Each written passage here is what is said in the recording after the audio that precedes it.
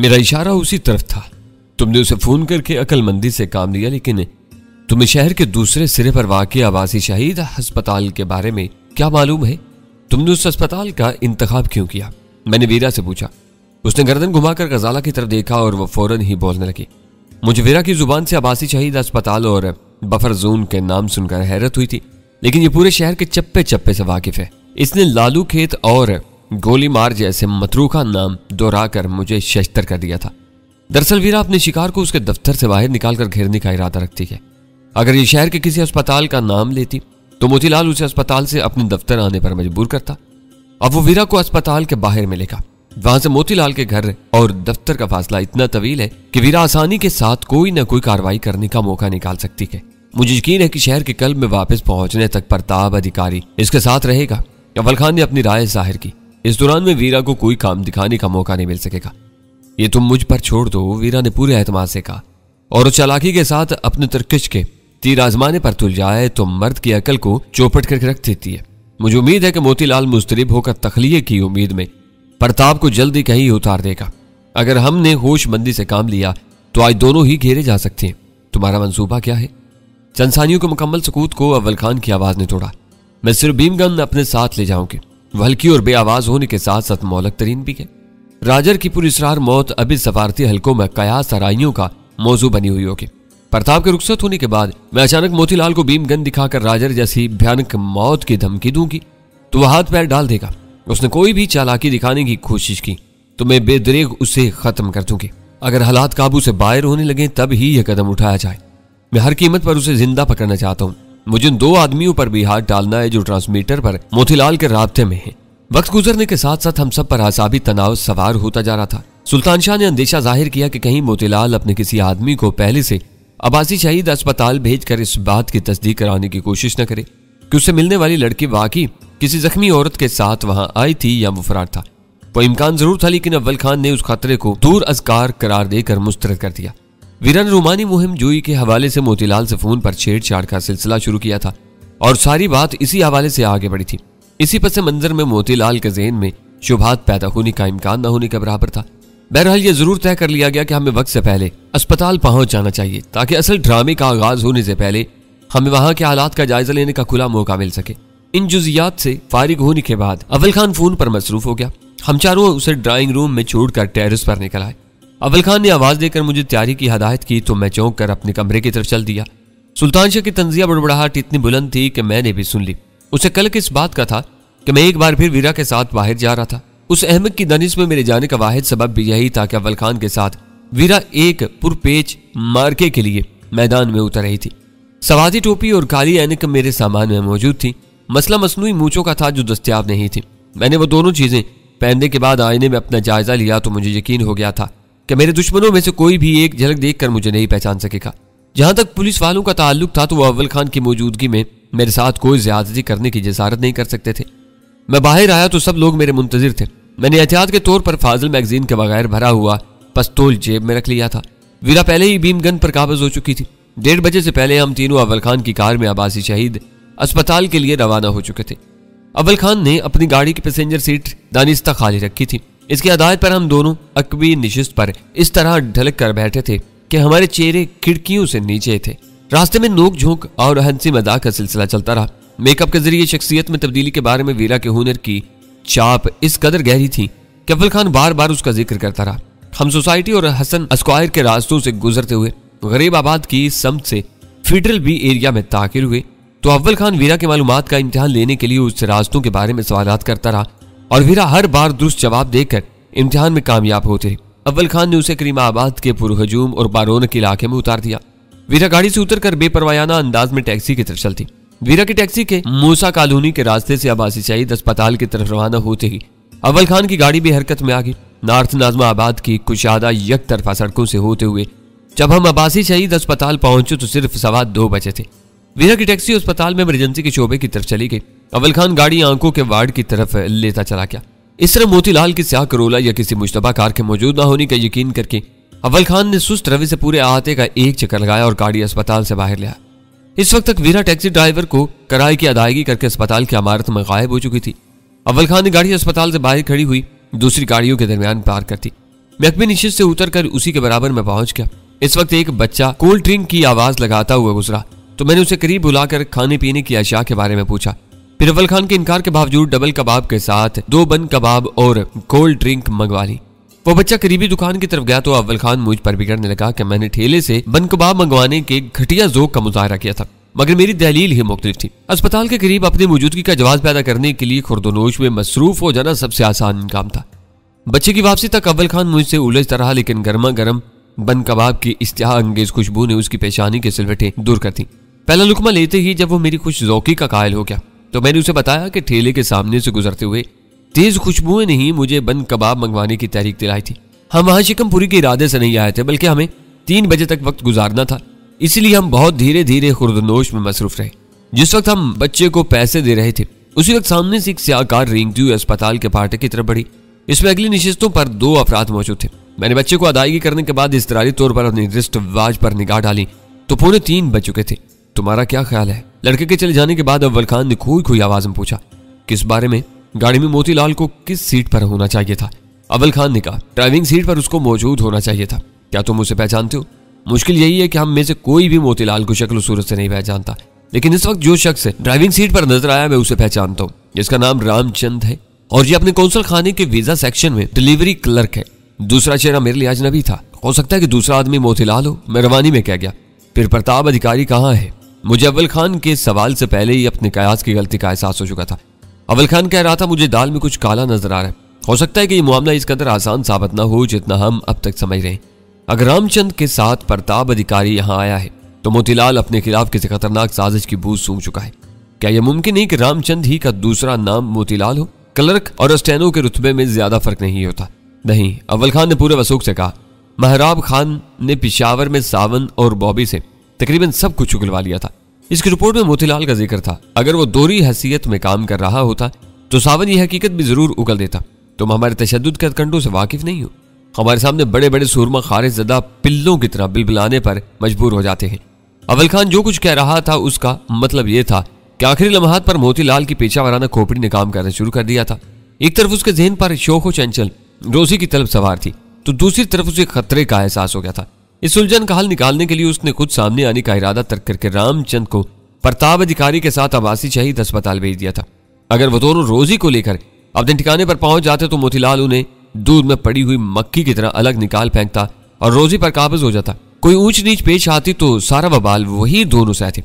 मोतीलाल महफूज रहता और घर बैठे पूरे हालात से बाखबर हो जाता। अगर मोतीलाल खतरा महसूस कर चुका है तो सूरत हाल कोई भी रुख इख्तियार कर सकती है। मैंने कहा, हो सकता है कि हम दोनों नई सिचुएशन को न संभाल सकें। इन दोनों की देखभाल पर कुछ और अफराद भी मामूर हो सकते हैं। मेरे यहाँ पहुंचने से कबल फोर्स के 3 हथियारबंद आदमी पहुंच चुके हैं। मैंने मेन रोड से मुल्हिक एक जैली सड़क के नुक्कड़ पर उनकी गाड़ी देख ली थी। वो 10 आदमियों को भी आसानी से संभाल लेंगे। उनके और तुम्हारे दरमियान राब्ते की क्या सूरत होगी? मैंने पूछा। सिपाही अपने हथियारों के बगैर कभी महाज का रुख नहीं करता। उसने इत्मीनान से डैशबोर्ड का निचला खाना खोल दिया। इसमें रखे हुए मुख्तसर से स्याह ट्रांसमीटर का सुर्ख बल्ब रोशन था। ठीक 3:02 पर यकसा हिस्सों पर मुश्तमिल नंबर प्लेट वाली स्याह करोला अस्पताल से बरामद हुई। उस बार भी ड्राइविंग सीट पर वही चेहरा नजर आया जिसे अव्वल खान ने रामचंद के नाम से पहचाना था। इसके बराबर वाली सीट पर वीरा बैठी हुई चहक रही थी। दूसरा आदमी एकवी निशिस्त पर चला गया था। स्याह करोला के आगे निकल जाने पर अव्वल खान ने इंजन स्टार्ट किया और गाड़ी बाहर निकाली। इस दौरान में करोला बाएं तरफ मुड़ चुकी थी। अव्वल खान ने अपनी गाड़ी उसके ताक्कु में डाल दी। आगे जाकर स्याह करोला 2 रोइया सड़क पर दाहिनी तरफ घूमी और राहगीरों के लिए बने हुए आयनी पुल के करीब रुक गई। इस वक्त हम मोड़ पर थे। अव्वल खान के आदमियों की गाड़ी हमारे पीछे मौजूद थी। इस मकाम पर स्याह करोला की पिछली निशिस्त से एक शख्स नीचे उतरा और कार तेजी से आगे बढ़ती चली गई। हम मोड़ घूमकर उसके पीछे हो लिए। करोला से उतरने वाले शख्स के करीब से गुजरते हुए मैंने देखा कि वो मजबूत जिस्म का एक मुतवस्सित कामत शख्स था जिसके चेहरे से सख्त गिरी के आसार नुमाया थे।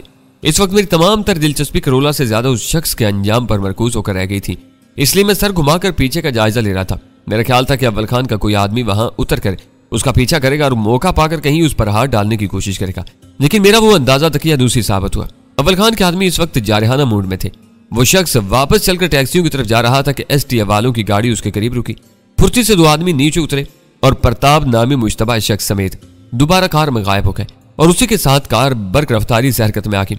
इस भरी पूरी सड़क पर वो वाकया शायद इस कदर तेजी से रुनमा हुआ था कि जो लोग प्रताप की तरफ मुतवज्जा नहीं थे उन्हें अंदाजा ही नहीं हो सका होगा कि वहां अगवा की एक वारदात जन्म ले रही थी। चंद ही लम्हों में एसटीएफ वालों की गाड़ी ट्रैफिक के हजूम में शामिल होकर हमारी गाड़ी के अक्कम में आ गई। मुझे अंदाजा था कि अव्वल खान के आदमियों ने अपने शिकार को उठाते ही बेहोश कर दिया होगा ताकि वो शोर मचाकर उनके लिए किसी किस्म की दुश्वारी खड़ी ना कर सके। प्रताप अधिकारी को नहायत सफाई से उठा लिया गया है। मैंने अव्वल खान को खुशखबरी सुनाई। आदमी खुली हुई बदमाशी पर उतर आए तो बड़े काम इसी तरह खेल बन जाते हैं। ये तुम्हारे आदमियों की एक तरफा बदमाशी है। अभी तक प्रताप ने कुछ नहीं किया था। प्रताप साहसी मशीन का एक पुर्जा है, अपनी जगह बेजरर बल्कि शायद मासूम, लेकिन जब यही पुर्जा मशीन के साथ चलता है तो इसकी कारकर्दगी का सही अंदाजा होता है। इन लोगों के मुसलसल रेशा दवानियों ने हमारे तेवर बिगाड़े हैं, पर हम एक आम आदमी का बहुत ज्यादा एहतराम करते हैं। काश मुझे भी आज मोतीलाल का एहतराम करने का मौका मिल सके। मोतीलाल कहाँ? अब तो रामचंद की बात करो, वीरा को वही अपने साथ लेकर जा रहा है। शायद वीरा से अंदाजे की गलती हुई है, वो रामचंद ही को मोतीलाल समझ रही है। तुमने ये अंदाजा कैसे लगा लिया? अव्वल खान ने चौंक कर पूछा। सब कुछ तयशुदा प्रोग्राम के मुताबिक हो रहा है। इससे जाहिर हो रहा है कि वीरा मुगालते में है। मैं वही जानना चाह रहा हूँ, प्रोग्राम के मुताबिक क्या हो रहा है? वीरा ने कहा था कि वो प्रताप को फौरन ही गाड़ी से उतरवा देगी। उसने रामचंद को मोतीलाल समझकर अपनी सहर आफरीनी का जादू चलाया होगा। रामचंद को थोड़ी देर के लिए एक खूबरू दुशीजा की वालियाना सुपुर्दगी का मौका नजर आया तो उसने वीरा के मुतालबे पर अमल कर डाला। अब वो वीरा पर डोरे डालने की कोशिश कर रहा होगा। इन्हीं कोशिशों में उसकी डोरी खींचती चली जाएगी। वो जहर खंड के साथ बोला, वीरा अपनी खुदादाद सलाहियतों के बारे में इतनी पूरा एतमाद है कि जो बात दिल पर रख लेती है वो कर गुजरती है। खुदा खैर करे, इस बार तुम मुझसे कुछ ज्यादा ही मुतासर नजर आ रहे हो। तुम ठीक कह रहे हो, उसने खुले दिल से एतराफ किया। चंद दिनों से मैं उसके बारे में किसी और ही जाविये से सोच रहा था। तुम बाल बच्चेदार आदमी हो, उसके बारे में ज्यादा सोचकर सरासर खसारे में रहोगे। मैं इन बेहूदगियों से मीलों दूर भागता हूँ। मेरी सोच का महवर सिर्फ और सिर्फ मेरी फोर्स है। तुम्हारी फोर्स का वीरा खानम से क्या ताल्लुक निकला है? मैंने हर से पूछा। स्पेशल टास्क फोर्स फिलहाल एक खालिस मर्दाना तंजीम है जिसमें बावर्ची से कमांडो तक सब मर्द होते हैं। अगर मैं अपने ऊपर वालों से बात करके फोर्स में एक छोटा सा मगर मजबूत जनाना यूनिट कायम कर लेने में कामयाब हो जाऊं तो हमारी कारकर्दगी का दायरा बहुत बढ़ सकता है। और इस यूनिट की कमान के लिए तुम वीरा के नाम पर गौर कर रहे हो। हाँ, इसे वसाइल के साथ आजादाना तौर पर काम करने का मौका मिले तो वो बड़े बड़े काम अंजाम देने की सलाहियत रखती है। अपने बाप के कत्ल के बाद वो माजी से रिश्ता तोड़ चुकी है। ब्लू क्रॉस डील के सिलसिले में उसकी बेमिसाल खिदमत हम सब के सामने है। अव्वल खान बहुत ज्यादा संजीदा था, ये ख्याल अपने जहन से निकाल दो। वो बहुत मुतलविन मिजाज औरत है। किसी भी वक्त उसका दिमाग सनक गया तो वह खामोशी से पूरी टास्क फोर्स का सौदा करके कहीं निकल जाएगी। वो इतनी बुरी भी नहीं है, इज्जत और एहतराम से उसकी काया पलट हो सकती है। कोशिश करके देख लो, लेकिन बाद में मुझसे शिकायत नहीं करना। जिस दिन मेरी उससे ठन गई वो अपने असल रूप में तुम्हारे सामने आएगी। वो कुछ इस किस्म की औरत है, मैं जानता हूँ, अच्छी तरह जानता हूँ कि तुम्हारे करीब रहकर खुश रहती है, लेकिन ये बात हल्क से नहीं उतरती कि वो सिर्फ तुम्हें खुश करने के लिए सारे अच्छे काम करती है। मैंने कभी ये दावा नहीं किया। मैंने फौरन ही उसकी तस्दीक करनी जरूरी समझी। उसे बिगाड़ पैदा किए बगैर उसकी नीयत का अंदाजा लगाना मुमकिन नहीं है। इस वक्त तक स्याकरोला, नाजमाबाद, लसबेला और गुरु मंदिर से होती हुई M.A. जना रोड के ट्रैफिक के बहाव में शामिल हो चुकी थी। चंद गाड़ियों के फासले से हम उसका पीछा कर रहे थे। हमारे अक्कम में स्पेशल टास्क फोर्स वालों की प्राइवेट गाड़ी चली आ रही थी। गार्डन रोड के ट्रैफिक सिग्नल से स्याकरोला सदर की तरफ मुड़ी तो सूरत-ए-हाल वाज़ेह नहीं थी कि रामचंद्र अपनी मर्जी के रास्तों पर सफर कर रहा था या वीरा उस पर काबू पाने के बाद उसे अपने बताए हुए रास्ते इख्तियार करने पर मजबूर कर रही थी। मसला यह था कि मोतीलाल के घर और दफ्तर के अलावा जहांगीर की फैक्ट्री तक जाने वाला रास्ता भी इसी मोड़ से होकर गुजरता था। फिक्र, तशवीश और सनसनी के लम्हात इस वक्त तक बरकरार रहे जब तक तीनों गाड़ियां चाराए फैसल के आखिरी ट्रैफिक सिग्नल पर न रुकी। उधर से बाएं तरफ जहांगीर की फैक्ट्री का रास्ता था, सीधी सड़क पर मोतीलाल का दफ्तर था और दाहिने मोड़ वाला रास्ता मोतीलाल के घर के अलावा डिफेंस से होता हुआ कुरंगी रोड से जा मिलता था। स्याकरोला ऐसी जगह रोकी गई थी कि उसके अगले सफर की समत का अंदाजा लगाना मुमकिन नहीं था। सिग्नल की सब्ज बत्ती रोशन होते ही स्याकरोला का दाहिना इंडिकेटर जलने बुझने लगा। रामचंद गाड़ी को कितार से निकालकर धीमे धीमे दाहिनी रो में लाने लगा और फिर हमारा कारवां क्लिफ्टन की राह पर रवां हो गया। शायद वीरा डिफेंस से निकलकर कुरंगी जाने का इरादा रखती है। अव्वल खान बुड़बुड़ाया, हो सकता है कि रामचंद ही उसे कहीं ले जा रहा हो। अभी कुछ नहीं कहा जा सकता।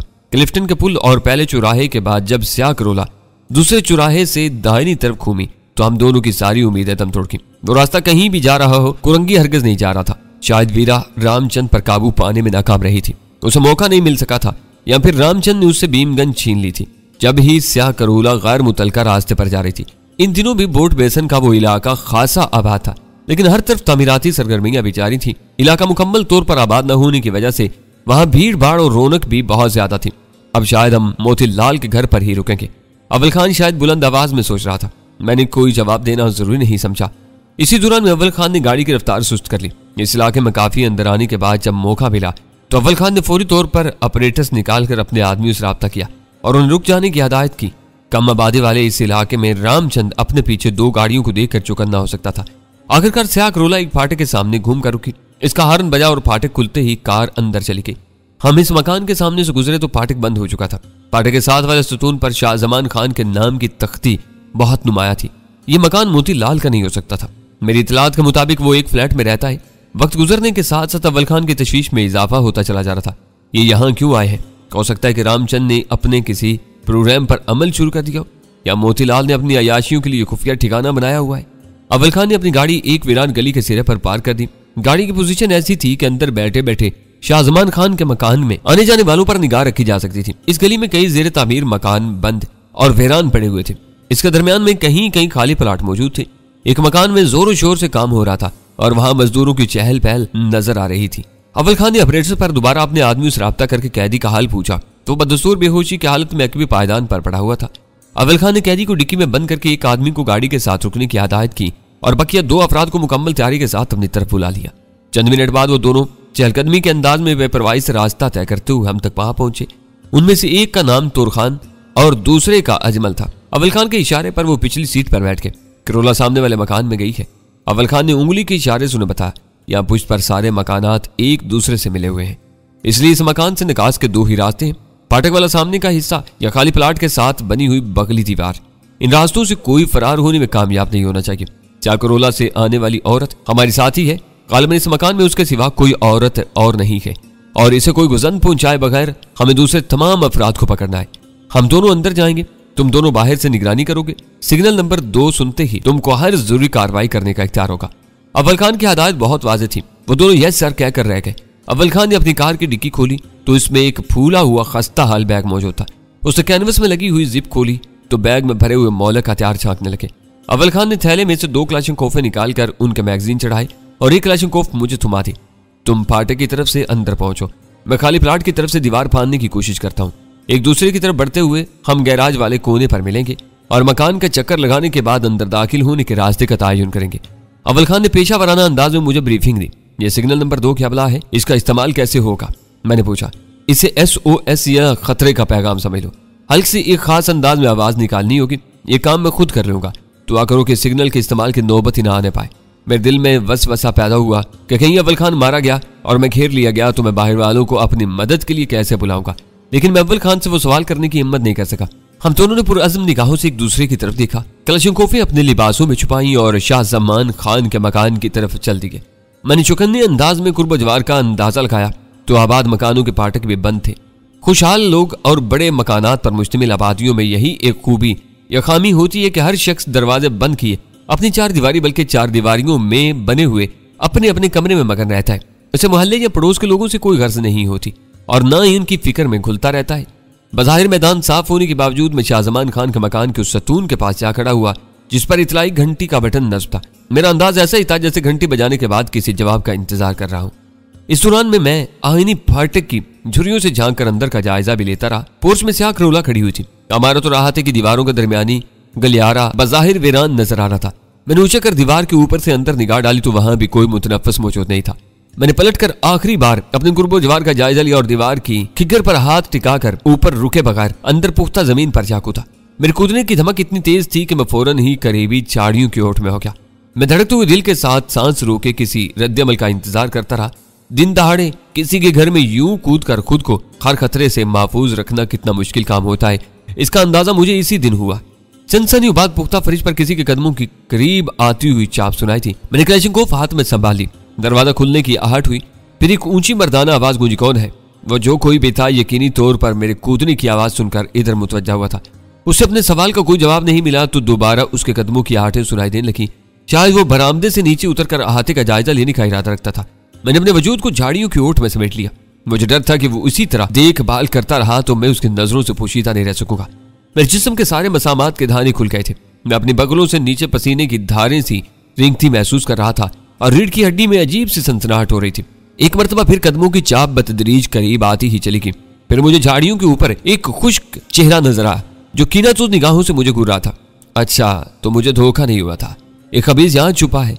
उसने जहर में डूबी हुई आवाज में बोलना शुरू ही किया था कि मैंने क्लचनकोव की नाल कदरे बुलंद करके अपने होंठ पर उंगली जमा कर उसे खामोश रहने की हिदायत की और वो मेरी क्लचनकोव की झलक देखते ही यकलख्त खामोश हो गया। उसने मेरी किसी हिदायत के बगैर गैर इरादी तौर पर अपने दोनों हाथ ऊपर उठा लिए थे। मैं बहुत आहिस्तगी और एहतियात से उठा। वो झाड़ियां खुद रू नहीं थी। मुख्तलिफ पौधों और बेलों ने मुद्दतों से तराश खराश न होने के सबब वो सूरत हाल इख्तियार कर ली थी। इस वक्त मेरे सामने दो रास्ते थे। अव्वल ये कि उसे भी झाड़ियों की ओट में लाकर अंदर के बारे में मालूमात हासिल करने की कोशिश करूं। दोम ये कि किसी भी बाज पुरुष के झंझट में पड़े बगैर उसे बेहोश कर दूं। मेरी नजर में पहला तरीका पुरखतर और दूसरा बेजरर था। बाज पुरुष के दौरान में वो अचानक चीखना चिल्लाना शुरू कर देता तो हमारा सारा खेल खराब हो सकता था। अपने लिबास और वज़ाकता थे वो इस घर के मकीनों का कोई मुंह चढ़ा मुलाजिम मालूम हो रहा था। मुझे हथियारबंद देखकर उसका सारा कोसला हवा हो गया था और चेहरे पर खौफ की परछाइयां नाचने लगी थी। मैं पूरी तरह अपने कदमों पर खड़ा होने के बाद उसकी तरफ बढ़ा तो दहशत से उसकी टांगें लरजने लगी। मैंने क्लचनकोव की नाल उसकी तरफ से हटाए बगैर अपनी जेब से पिस्तौल निकाला, फिर उससे बेशतर कि वो मेरे हाथों में दो हथियारों की मौजूदगी का सबब जान सकता।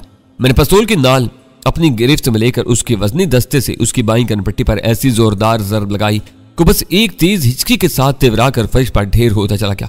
पिस्तौल का दस्ता उसकी खोपड़ी से टकराने की आवाज इतनी बुलंद थी कि मुझे फौरी तौर पर किसी और की मुदाखलत का खौफ सताने लगा। मैं उसके वजूद को कॉलर के सहारे झाड़ियों की ओट में घसीटने लगा। क्या इसे मार दिया? वो तहय्युरज़दा आवाज सुनते ही मुझे यूं महसूस हुआ जैसे मेरे बदन पर बिजली का नंगा तार आ गिरा हो। मेरा मुंह झाड़ियों की तरफ था, इसलिए मैं सवाल करने वाले की सूरत नहीं देख सका, मगर इस आवाज की दहशत से अपनी शिकार का कॉलर मेरे हाथ से छूट गया। मैं बिजली की तेजी से पलटा तो अव्वल खान मेरे सामने मौजूद था। बेख्तियार मेरे सीने से इत्मीनान का एक लंबा सांस खारिज हो गया। उसकी जगह कोई और होता तो मेरा काम ही तमाम हो गया था।